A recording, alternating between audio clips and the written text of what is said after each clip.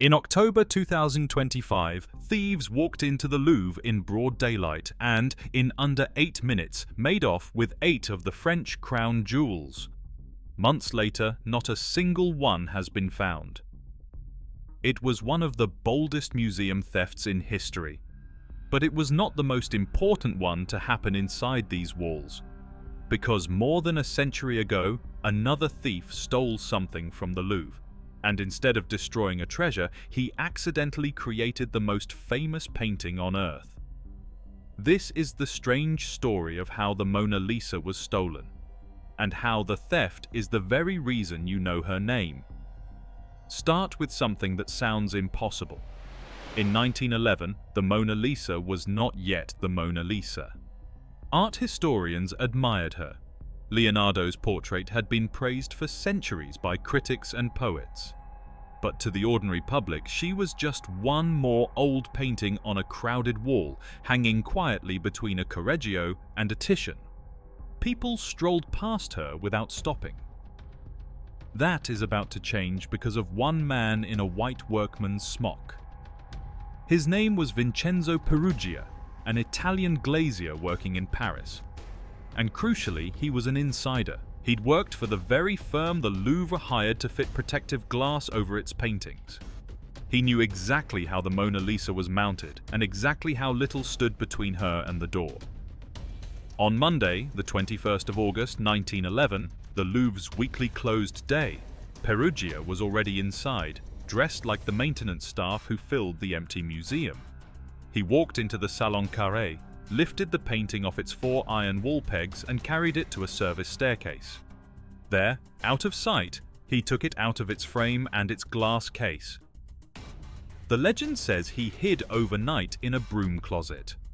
The more likely truth is simpler and stranger.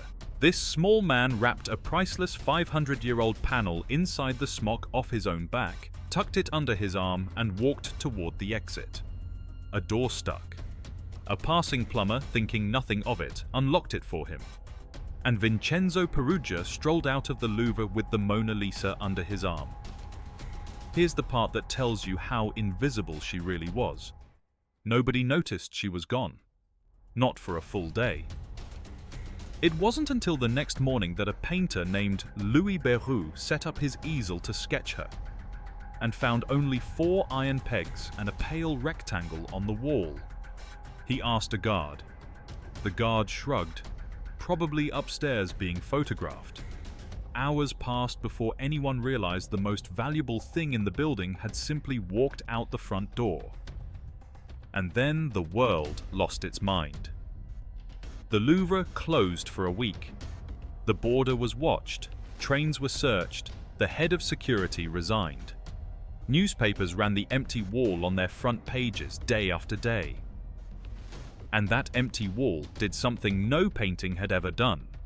People began to queue, not to see the Mona Lisa, but to see the space where she used to be. They laid flowers. They left notes. A gap on a wall had become a national event. The investigation grew so feverish that police even arrested the poet Guillaume Apollinaire and hauled in a young Pablo Picasso for questioning, though that turned out to be a separate scandal about stolen statuettes, and both were soon cleared. Meanwhile, the real thief did nothing. For 2 years, Peruggia kept the most wanted painting on the planet in a false-bottomed trunk in his cramped Paris apartment, while police, who had actually questioned him once and let him go, hunted phantoms across Europe. And with every month she stayed missing, she grew more famous.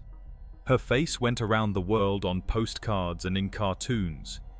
The absence was doing the work. She was becoming a household name precisely because nobody could see her. The silence broke in December 1913. Peruggia, using the false name Leonardo Vincenzo, wrote to an art dealer in Florence named Alfredo Gheri, offering to sell him the Mona Lisa for 500,000 lire. Gheri, half disbelieving, brought in the director of the Uffizi, Giovanni Poggi. In a hotel room, Peruggia pulled the panel out of that trunk, and Poggi confirmed, from the crackle of the paint and the Louvre's own inventory marks on the back, that this was the real thing. They told him they needed to authenticate it properly, walked out with the painting, and called the police. Why did he do it? Peruggia claimed patriotism, that he was returning a stolen Italian treasure that Napoleon had looted from Italy. It's a romantic story. It's also wrong. Leonardo himself carried the Mona Lisa to France for a French king around 1516, long before Napoleon was born. And Peruggia had, after all, asked for 500,000 lire. But Italy adored him for it. Before she went home, the recovered painting toured the country like a returning hero. Florence, Rome, Milan, vast crowds filing past. Peruggia was tried, called a man of low intelligence by the court, and served only about 7 months. On the 4th of January 1914, the Mona Lisa returned to the Louvre, under guard and under headlines in every language on Earth. And if a good heist story is your kind of thing, take a second to subscribe to Art and Beyond. The channel is free, unlike the security upgrade the Louvre clearly needed. Because here's the twist that outlives everyone in this story. She never went back to being ordinary. The theft didn't just return a painting, it manufactured a myth. The experts had always admired her, but it took 2 years of empty wall, front pages and flowers to turn quiet admiration into the most famous face in human history. Vincenzo Peruggia thought he was stealing a painting. What he actually did was make her immortal. Which leaves one uncomfortable question. Was he a thief or the man the Mona Lisa should thank? Tell me in the comments. Because look where it ends. She is now so famous that the Louvre, still reeling from having 8 crown jewels vanish in 2025, is building her a room of her own. A dedicated hall, opening in 2031 because the crowds around one small portrait have become impossible to manage. A painting almost nobody stopped for in 1911 now needs her own vault.